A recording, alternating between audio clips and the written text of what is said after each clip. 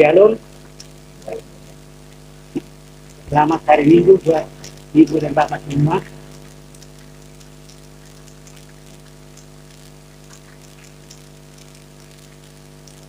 Minggu kemarin kita telah mendengarkan firman Tuhan mengenai kebenaran.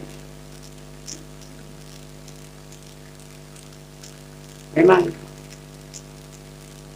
bila kita baca berulang di dalam Alkitab mengenai kebenaran firman ini agak sulit kita terima. Yang mana sebenarnya kebenaran firman Tuhan? Karena semua di dalam Alkitab ada kebenaran firman Tuhan. Semuanya ada di dalam Alkitab. Tapi yang jelas dikatakan bahwa kebenaran itu adalah Tuhan. Kebenaran itu adalah Tuhan Yesus sendiri. Dan itulah yang berkuasa di dalam kehidupan kita sampai saat ini. Kita tadi sudah bernyanyi bahwa sampai saat ini kita telah menerima kebenaran. Puji Tuhan. Benar. Walaupun di antara kita tidak pernah mengatakan bahwa pada minggu ini saya mengalami mengalami sakit penyakit, mengalami penderitaan. Mungkin hal yang lainnya pun kita tidak pernah ungkapkan. Bisa juga berpikir bahwa dengan harga BBM yang semakin meningkat, sepertinya tidak sepadan lagi dengan yang kita terima. Bisa saja membuat kita berbuat galak. Bisa saja membuat kita menjadi khawatir. Bisa saja membuat kita menjadi takut. Bisa saja membuat kita gelisah. Sehingga kita tidak mempunyai daya. Tapi saya lihat pada hari ini semua jemaat Tuhan hadir malah lebih banyak dari itu. Untuk itu saudaraku, untuk minggu ini diberikan buat kita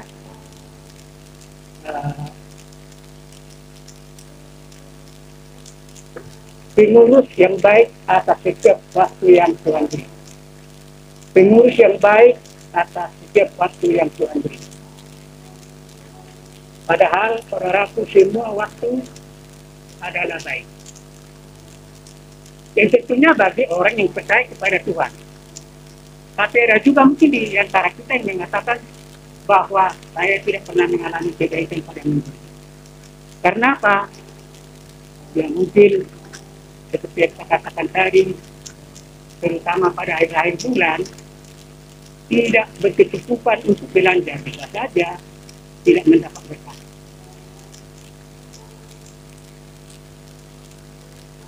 Hari demi hari kita jalan.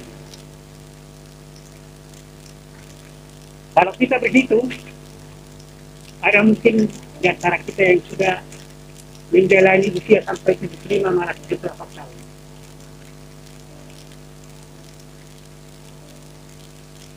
Di dalam perjalanan 78 tahun ini, atau mungkin di bawahnya, apa yang dapat kita terima?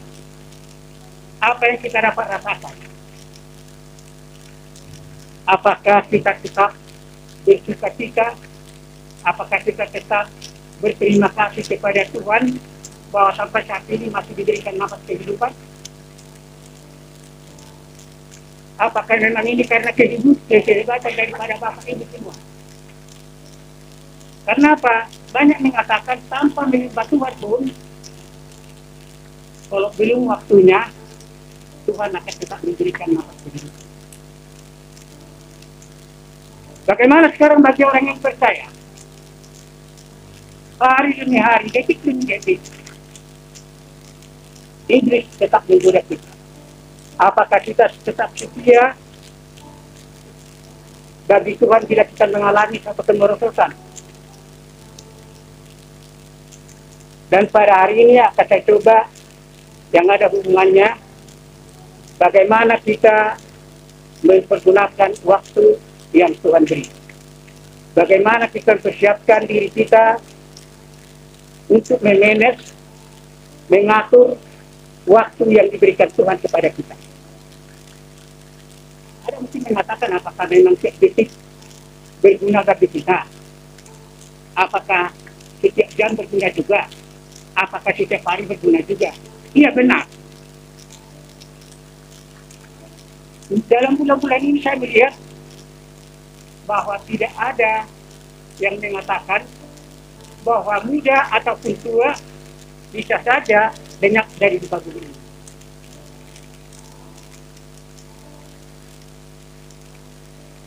Banyak yang meninggal pada bulan ini. Dan saya perhatikan usianya belum begitu banyak. Berarti hidup ini adalah untuk kita. Hidup ini mari kita pergunakan dengan sebaik mungkin. Bagaimana caranya? Tergantung daripada kita. Cara memanage waktu yang Tuhan berikan kepada kita. Apakah waktu yang diberikan Tuhan kita pergunakan dengan baik atau tidak?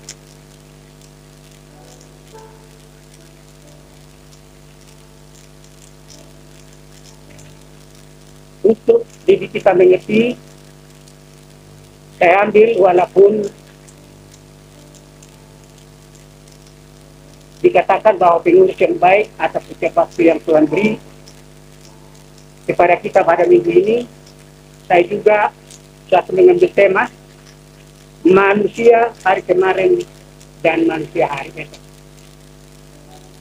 Manusia hari kemarin dan manusia hari esok. Saudara kekasih dalam nama Tuhan Yesus Kristus, di dalam Efesus 5 ayat 16, coba kita buka. Di dalam Efesus 5 ayat 16,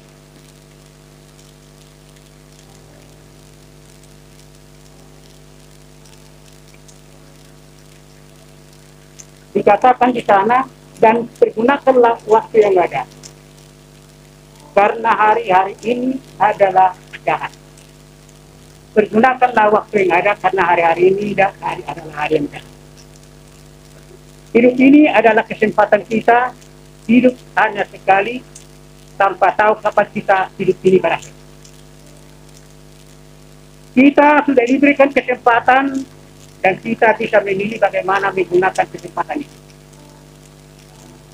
Kesempatan dalam hidup bukan hanya soal datangnya tawaran menarik atau menyenangkan, tetapi terutama soal bijak menggunakan waktu.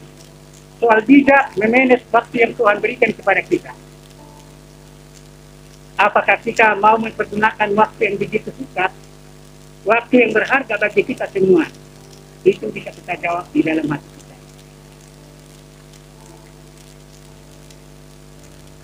Mereka yang menggunakan waktu paling buruk adalah yang pertama mengeluh tentang betapa singkat waktu. Apa kalian saudara pernah merasakan bagaimana singkatnya waktu? Bisa saja. Mungkin pada waktu kita mencuci pakaian, padahal ada waktu tertentu akan kita segera temui, atau pertemuan yang lain, sementara kita masih mencuci. Kita pun mencoba memakai waktu yang singkat itu, bagaimana menyelesaikan pekerjaan kita supaya kita dapat memenuhi undangan-undangan yang lain yang mungkin yang ada hubungannya dengan kehidupan kita. Mereka yang menggunakan waktu yang paling buruk adalah yang pertama mengeluhkan tentang betapa singkatnya waktu.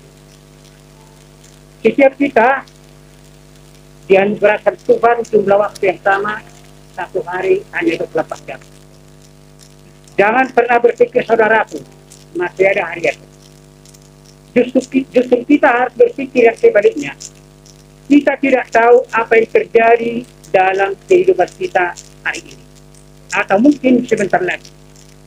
Kita bahkan tidak pernah tahu apakah kita akan melihat hari esok. Oleh karena itu, saudara kekasih, bijaksanalah mempergunakan setiap waktu yang ada di dalam hidup kita. Ritme dalam kehidupan hidup kita seharusnya bertujuan memperlengkapi diri agar menjadi berkat. Itu makanya sering kita nyanyikan hidup ini adalah kesempatan.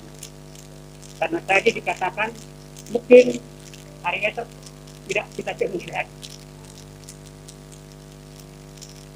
Jadi hidup ini adalah kesempatan. Hari inilah kesempatan kita menerima berkat dan anugerah. Setuju? Kita baca firman Tuhan dari Filipi 2, Filipi 3. Filipi 3 ayat 12 sampai 16. Filipi 3 ayat 12 dan 16 sampai 16. Kita berganti membacanya, saya yang pertama. Filipi 3, Filipi ya, pasal yang ketiga ayat 12 sampai 16. Kalau sudah dapat, saya kasih baca, lalu kita ikuti. Bukan seolah-olah aku telah memperoleh hal ini atau telah sempurna, melainkan aku mengejarnya. Kalau aku dapat juga menangkapnya, karena aku pun telah tangkap oleh Kristus Yesus.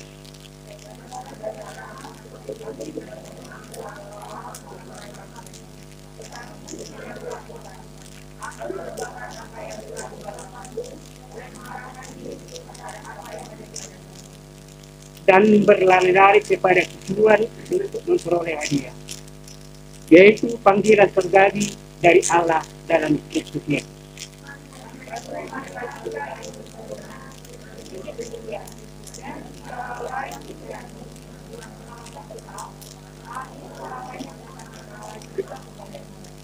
Tetapi baiklah tingkat pengertian yang telah kita capai, kita lanjutkan menurut jalan yang telah kita tempuh. Demikian firman Tuhan. Tadi saya katakan bahwa pada hari ini yang ada kaitannya dengan manage waktu yang telah Tuhan berikan kepada kita. Kita coba bagaimana manusia hari kemarin dan manusia hari esok. Manusia hari kemarin dan manusia hari esok. Saudara kekasih, kita hidup sekarang ini pada suatu zaman yang sama dalam sejarah, dengan kemungkinan yang sama dan dengan jumlah jam yang sama dalam sehari. Akan tetapi kita terbagi dalam dua golongan umat manusia. Yang pertama, manusia hari kemarin, dan yang kedua, manusia hari esok. Manusia hari kemarin dapat kita sebutkan sebagai orang-orang kolot yang hidup dalam alam pikiran masa lampau. Manusia kemarin dapat kita sebutkan sebagai orang-orang kolot yang hidup dalam alam pikiran pada masa lampau. Sedangkan manusia hari esok adalah orang-orang yang dapat kita sebutkan sebagai manusia yang hidup dengan yang pandangan yang jauh di depan, lebih maju daripada zamannya, sehingga mereka memacu cita-cita dan pandangan hidup mereka untuk waktu yang akan datang. Berdasarkan pilihan bebas kita sendiri, kita dapat tergiring masuk memenuhi kegagalan oleh karena kita menjadi manusia hari kemarin, atau kita dapat meraih kemenangan gemilang dan kemakmuran hidup oleh karena kita menjadi manusia hari esok. Kebahagiaan sejati di dalam hidup ini merupakan anugerah daripada kita, yang memungkinkan kita dapat menjadi manusia-manusia yang bersih.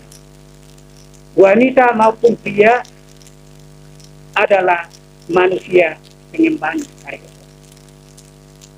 Sekarang kita ingin membahas bersama dengan kita semua bagaimana kita dapat membedakan antara manusia hari kemarin dengan manusia hari esok. Supaya kita lebih jelas lagi, kita harus dapat membedakan bagaimana manusia kemarin dengan manusia hari ini. Saudara kekasih, sarjana ahli jiwa Dr. Malta menulis, manusia merupakan satu mekanisme yang mengejar perkara. Dengan kata lain, manusia akan mengalami nasib yang ambruk, berantakan, apabila ia sampai kehilangan pegangan terhadap tujuan hidup. Akhirnya ia akan mengalami kebinasaan secara psikologis,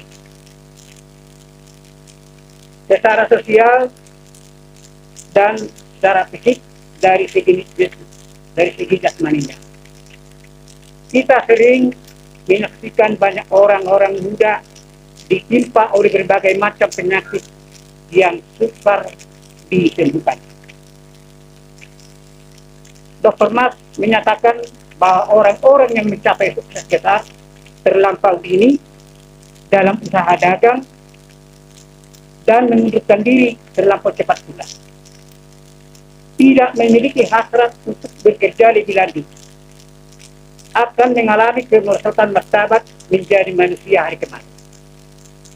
Karena mereka kehilangan tujuan hidup yang jelas untuk kehidupan mereka sehari-hari. Beliau berpendapat bahwa setiap orang yang semacam itu, lama atau lekas, akan mengalami kemerosotan dahsyat menuju mati. Kemunduran jasmania pada anggota-anggota tubuhnya akan berlangsung cepat. Oleh karena ia tidak dapat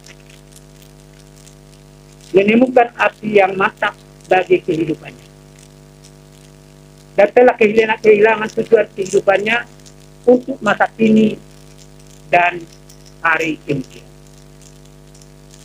Itulah salah satu manusia hari kemarin. Tidak ada tujuan bagi hari besok dan untuk selanjutnya. Demikian pula, saudaraku, halnya dengan diri kita dan saya sendiri. Kita dapat jatuh terjerumus ke dalam jurang golongan manusia-manusia hari kemarin, kecuali kita memiliki tujuan yang pasti dalam hidup ini, lalu mengejarnya dengan daya upaya berkat bantuan Roh Kudus. Manusia hari kemarin bukanlah hanya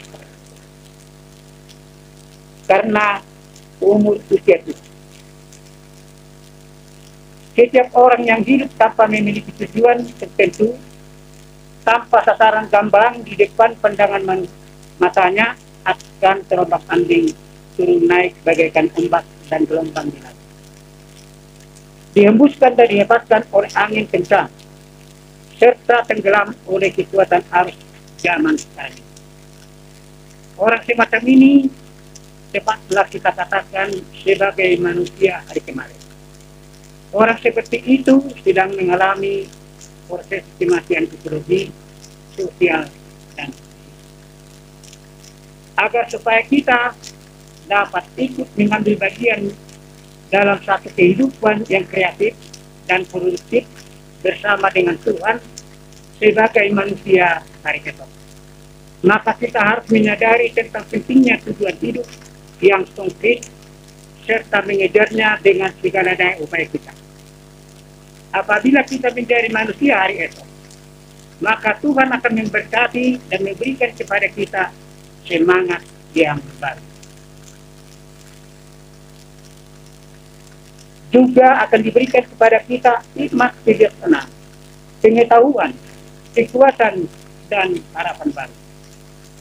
Bagaikan sebuah air sungai hidup yang senantiasa mengalir dengan begitu deras. Alasan utama bagi banyak orang, baik sebagai perorangan ataupun individual, baik sebagai satu lingkungan keluarga, baik sebagai satu kelompok masyarakat, baik sebagai bangsa keseluruhannya, mengalami kehancuran sekarang ini. Ialah karena mereka menjalankan satu garis hidup yang secara serabutan tidak menentu, tanpa menetapkan satu rencana atau sasaran. Setiap perorangan secara individual yang memiliki dan menetapkan satu sasaran tujuan hidup untuk keperluan pribadinya, untuk kehidupan keluarga dan rumah tangganya. Untuk tujuan sasaran hidupnya bermasyarakat dan bergerak maju menuju kepada arah tujuan itu, tidak akan pernah merasa diri menjadi tua seperti orang-orang lain yang hidup dalam fitrah hari kemarin. Saudara yang kekasih, orang yang demikian senantiasa terisi oleh daya tahan kemampuan usia muda. Sementara ia memperoleh hikmat kebijaksanaan yang mantap serta pandangan hidup yang senantiasa mengalir dengan segar dari Tuhan. Sebagai akibatnya, orang seperti ini akan selalu dapat merasakan gairah baru yang menakjubkan dalam hidup. Seorang manusia hari esok yang sungguh-sungguh agung bukan saja memiliki tujuan hidup yang jelas dalam hidupnya di dunia ini, yang sifatnya sementara, melainkan juga, saudaraku, dia ditandai oleh ciri tujuan hidup yang kekal. Menurut kenyataannya, banyak orang dalam kehidupan di dunia ini memiliki tujuan bagi kehidupan sementara di dunia, tetapi mereka tidak memiliki tujuan bagi kehidupan yang kekal.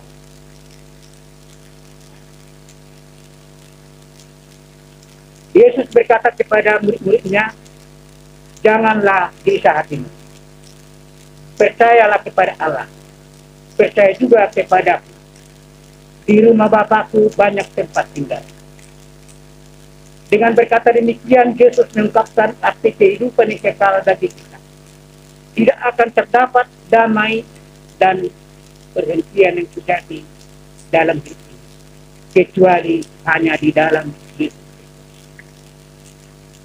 Seseorang yang memiliki tujuan hidup yang kekal bagi kehidupan pribadinya akan senantiasa akan nampak awet muda. Sebab orang yang itu hidup bagi kehidupan masa depan yang kekal. Sementara tahun-tahun usianya berjalan terus, maka ia sedikit pun tidak merasa khawatir akan kematian. Sebab kematian itu hanyalah suatu permulaan tahap kehidupan yang lain baginya. Meskipun usianya terus bertambah, dia bukanlah mendekati akhir dari kehidupannya. Malahan ia makin merasa semakin dekat dengan suatu permulaan, yaitu kehidupan yang baru di dalam Kristus. Roh Kudus berasal dari Tuhan.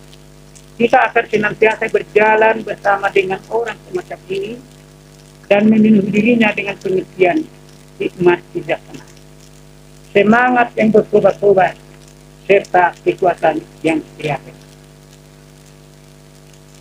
Saudara kekasih dalam nama Tuhan Yesus, kurang lebih dari 2000 tahun yang lampau,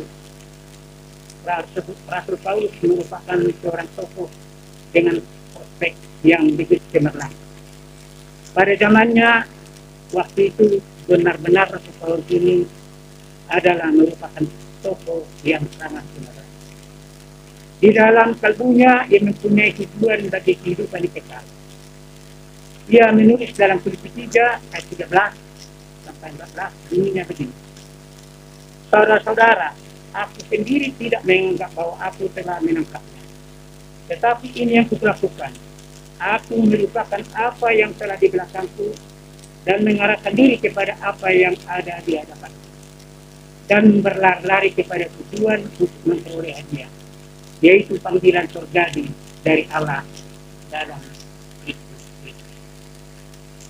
Rasul Paulus berusaha keras untuk melupakan semua masa lampaunya yang penuh dengan dosa, tak kala ia masih belum mengenal Kristus, yakni masa di mana ia menganiaya umat Kristen sebagai orang-orang yang percaya. Saudara aplikasi, apakah pada zaman Rasul Paulus ada pengkhianatan terhadap yang percaya kepada Yesus? Mungkin Bapak dan Ibu sering mendengarkan baik melalui televisi maupun membaca di dalam batik bahwa saat ini juga ada kejadian-kejadian tentang penganiayaan jemaat daripada kita. Salah satunya mungkin yaitu mengenai pendirian gereja. Dan bukan hanya mungkin gereja itu, tanpa kita sadari juga kita pun teraniaya. Hanya kita kurang sadari karena apa? Kita anggap bahwa hidup ini adalah yang paling indah. Tidak perlu memiliki yang lain-lain. Cuma hengkeh katanya orang tua. Bagaimana nanti? Sehingga kita tidak pernah memanage, tidak pernah mencoba mengatur waktu yang begitu berharga bagi kita.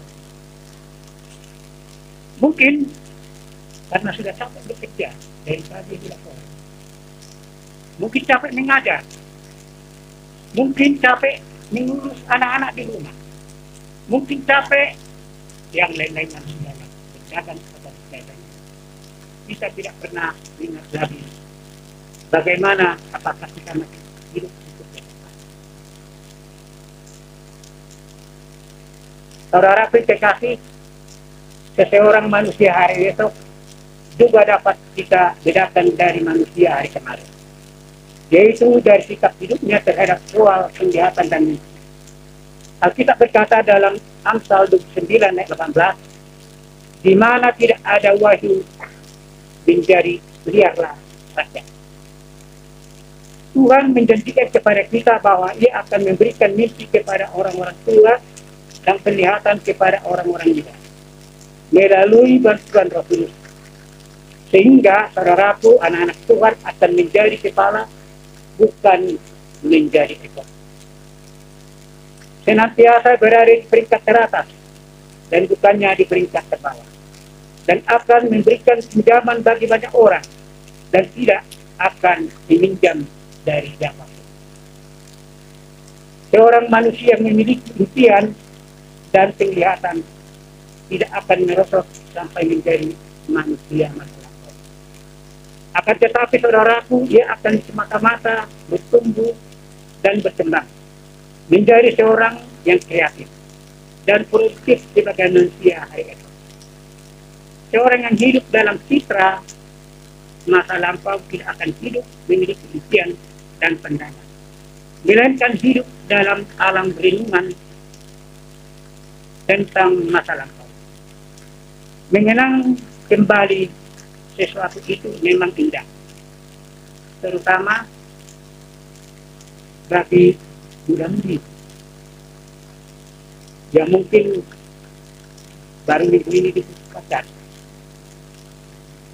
Pasti pada malam minggu kemarin, apalagi sekarang ini malam minggu, seandainya saya tidak diputus pacar, tentunya sudah akan jalan-jalan kemana-kemana kan gitu ya. Nah, inilah salah satu bentuk-bentuk yang mengingat masa lampau. Itu memang baik dan memang indah di dalam kehidupan. Akan tetapi saudaraku, apabila seseorang terlampau cenderung merenung saja dan mengunci dirinya dalam suatu suri istana kenang-kenangan, yaitu kenangan indah pada masa lampau, maka ia akan terbenam ke dalam alam masa lampau. Sedangkan penglihatan dan impiannya akan segera mengalami kemacetan dalam perhidupannya.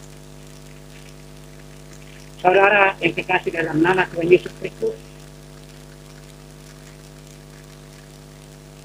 Alkitab menceritakan bahwa Abraham menerima suatu penglihatan luar biasa dari Allah pada usia 75 tahun ketika dia tinggal di daerah Ur. Satu-satunya alasan mengapa Abraham sampai menjadi nenek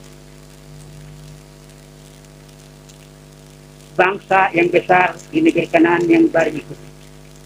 Ya tentunya karena Tuhan telah menanamkan satu penglihatan di dalam hatinya. Musa telah menjalani kehidupan yang sederhana pada lereng bukit Horeb sampai ia menjadi kakek yang berumur 80 tahun. Akan tetapi saudaraku, dia telah berubah. Dirinya dari manusia masa lampau menjadi manusia hari esok.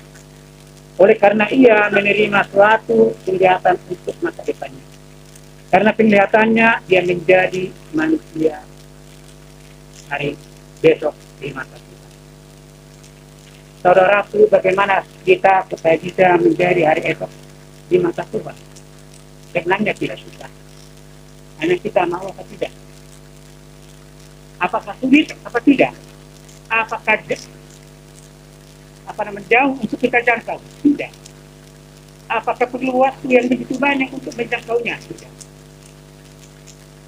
Setiap waktu yang Tuhan berikan kepada kita masih kita pakai untuk bersyukur.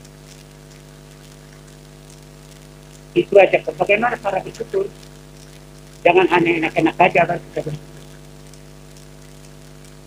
Anak-anak aja kalau disuruh oleh ibunya karma langsung dimarahin. Jangan dimarahin, bersyukurlah. Ada seorang anak yang mau mengatakan begitu. Benar enggak? Tolong jawab ibu dulu dong. Apa kalian enggak bersyukur? Anak-anak yang mau mengatakan demikian. Bagaimana kalau anak-anak benar-benar diam? Mana lebih sakit? Atau dia menjawab pun dulu lemah, walaupun tidak dilakukan. Contohnya seorang ibu memanggil anaknya. Nah, tolong ambilkan dulu ini baju, kasihkan kepada adik ini.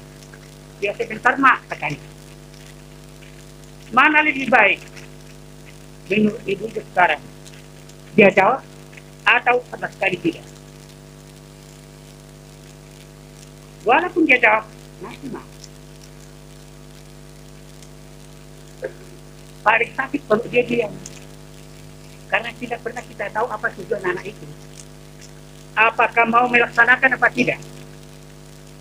Demikian juga Tuhan Allah kita yang maha kuasa itu. Yang tidak kita katakan tadi berkatnya yang berlimpah. Setiap saat Tuhan Yesus sangat rindu kepada kita. Terutama kepada bapak dan ibu yang hadir pada saat ini. Baik remaja dan remaja. Apa kerinduan daripada Tuhan Yesus buat bapak dan ibu? Kerinduannya adalah supaya selalu berbicara kepada Dia.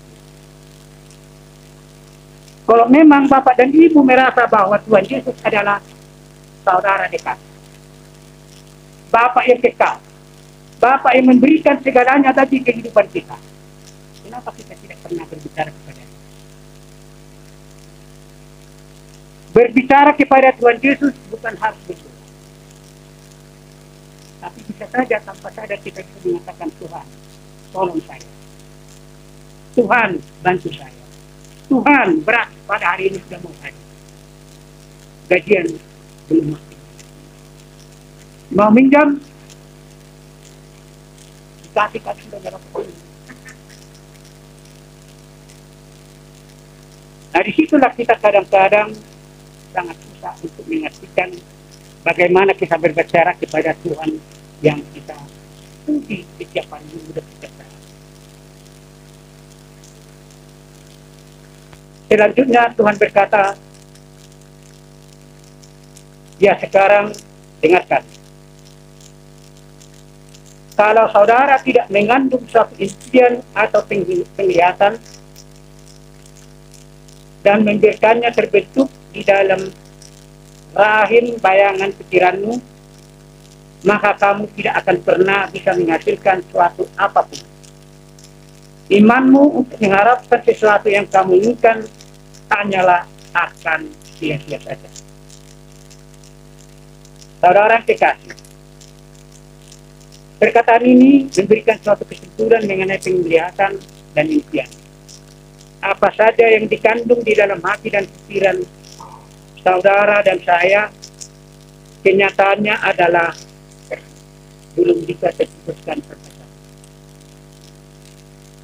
Kita tidak akan dapat menghasilkan sesuatu apapun apabila kita tidak menjadi hamil dulu dengan ujian. Nasib kita pada hari esok tidak pernah menjelma secara kebetulan. Manusia terus-menerus selalu diperhadapkan dengan berbagai macam tantangan, seperti misalnya tantangan lingkungan hidup, kemasyarakatan, dan juga yang kita lansat ini adalah tantangan internasional sepanjang jalan di dalam kehidupan. Tahu nggak saudara-saudara kenapa dengan tantangan internasional? Rusia yang berperang dengan Ukraina, tapi bisa terasa dengan kita. Itulah yang dimaksud dengan tantangan internasional. Hanya manusia-manusia yang memiliki impian dan penglihatan saja mempunyai kemungkinan untuk menciptakan hari esok yang tentunya akan lebih baik setelah dapat menanggulangi tantangan yang begitu menentukan. Saudara apa yang dikasih, semua orang Kristen dapat menjadi manusia hari esok, sebab Roh Kudus berdiam di dalam hati mereka. Sementara kita berlutut dan membacakan doa di dalam Roh Kudus, membaca Alkitab dan mendengarkan firman Tuhan, maka kita dapat membayangkan dengan jelas cetak biru untuk hari masa depan kita. Pada usia kurang lebih 70 tahun, Rasul Paulus menulis sebuah surat kepada Timotius sebelum dia meninggal. Ia merasa penuh sukacita yang mendalam sementara menantikan kehidupan di balik kekurangan. Dalam 2 Timotius 4 ayat 6, Rasul Paulus menulis, mengenai diriku, darahku sudah mulai dicurahkan sebagai persembahan, dan saat kematianku sudah dekat. Aku telah mengakhiri pertandingan yang baik, aku telah mencapai garis akhir, dan aku telah memelihara iman. Bukan hanya Rasul Paulus yang berkata demikian, tetapi kita semua saudaraku, kita dalam pertandingan di dalam kehidupan kita. Apakah kita mau menang atau kalah, semuanya tergantung dari kita. Jangan lemah. Kita tadi mengatakan bahwa Tuhan Yesus sedang memelihara kita, juga memelihara iman kita. Mengenai diriku, darahku sudah mulai dicurahkan sebagai persembahan, dan saat kematianku sudah dekat. Aku telah mengakhiri pertandingan yang baik, aku telah mencapai garis, dan aku telah memelihara iman. Perkataan Paulus ini juga kiranya menjadi perkataan kita. Saudara yang dikasih dalam nama Tuhan Yesus Kristus,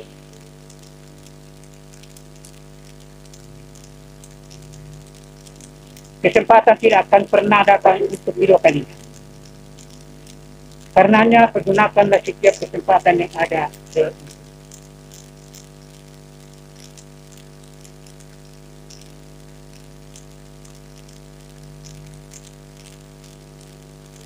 Di dalam Yakobus 4 ayat 13-16 dikatakan, jangan dilupakan Tuhan dalam perencanaan. Jangan melupakan Tuhan di setiap perencanaan. Apa itu perencanaan?